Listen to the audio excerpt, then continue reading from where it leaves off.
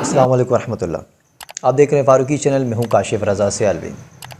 ایک ایسا واقعہ، ایک ایسی داستان لے کر آج میں حاضر ہوا ہوں کہ جسے سن کے شاید آپ لوگوں کو بھی یہ لگے کہ کہیں نہ کہیں ہم سے کوئی کوتاہی ہو رہی ہے، یا کہیں نہ کہیں ہم غلط ہیں، جس کی سزائیں شاید ہماری آنے والی نسلوں کو بھگتنی پڑے گی.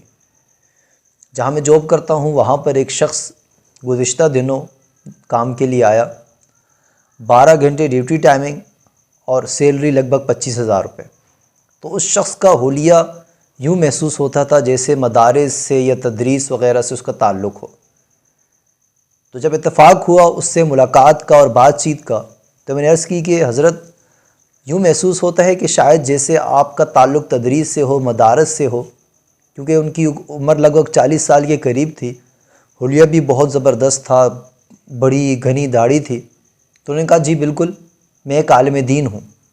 تو یہ لفظ سن کر میرے رونگٹے کھڑے ہو گئے، کیونکہ مجھے خود پر یقین نہیں آ رہا تھا کہ ایک عالم دین وہ ایک کمپنی میں آ کر ہیلپری کر رہا ہے اور 25,000 کے عوض وہ 12 گھنٹے ڈیوٹی ٹائم پر کام کر رہا ہے.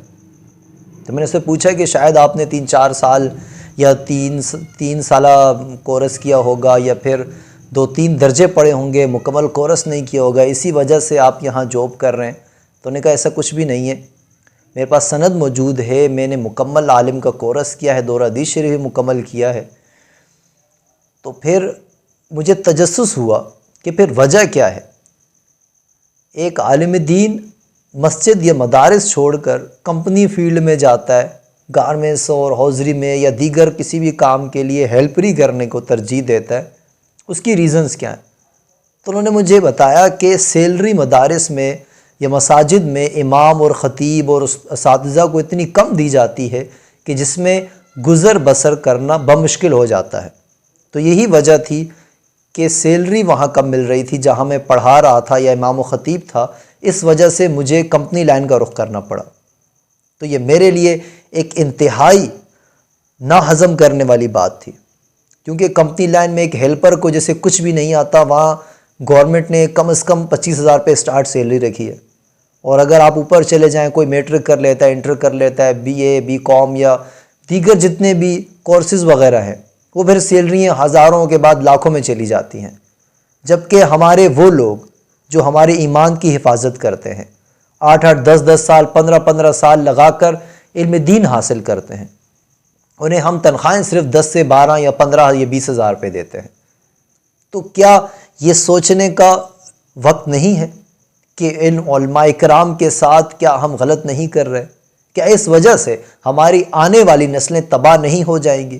کیونکہ آپ کسی کو بھی سنیں، کوئی بھی والد ہو، وہ اپنے بچوں کو مدارس یا مساجد سے کے علاوہ ان کی یہی جستجو ہوتی ہے کہ ہمارا بیٹا پڑھ لکھ کر ایک ڈاکٹر بنے یا انجینئر بنے یا پائلٹ بنے. کوئی بھی اس طرح کے خواب و خیال ہوتے ہیں. میں نے کم از کم بہت کم لوگوں سے سنا ہوگا کہ ہم اپنے بچوں کو عالم دین بنانا چاہتے ہیں. اس کی سمپل سی وجہ ہے کہ عالم دین ہو یا قاری ہو، ان کی تنخواہیں اتنی نہیں ہوتی کہ ان کا گزارا بآسانی ہو. اس کے مد مقابل جو ہمارے دیگر دنیاوی فیلڈ ہیں، ان میں آپ دیکھیں گے تو لاکھوں روپے تک کی تنخواہیں ہوتی ہیں. تو ہمیں یہ سوچنا پڑے گا کہ ان عالم دین کے ساتھ جو ہم سلوک کر رہے ہیں، جو بھی ہماری کمیٹیاں ہیں اس مساجد کی، کیا وہ صحیح ہے یا نہیں. تو اگرچہ یہ عالم دین اسی طریقے سے مساجد یا مدارس چھوڑتے چلے گئے، اپنے ظاہر ہر کسی کے گھر بار ہے، تو پھر ہمارے بچوں کا کیا ہوگا؟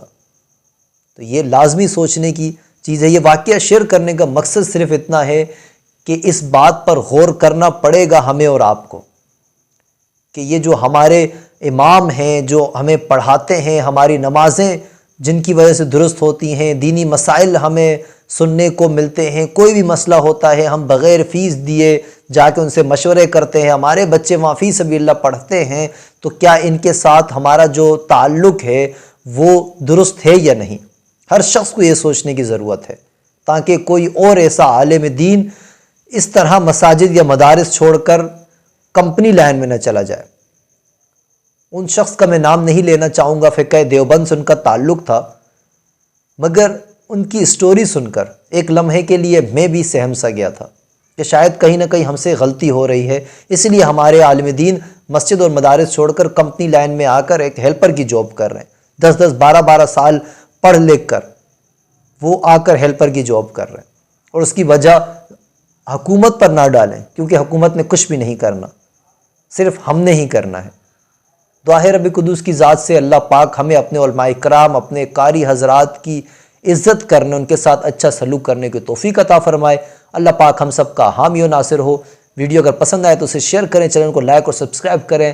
اللہ پاک ہم سب کا حامی و ناصر ہو۔ تاجدار ختم نبوت زندہ باد، پاکستان پائندہ باد۔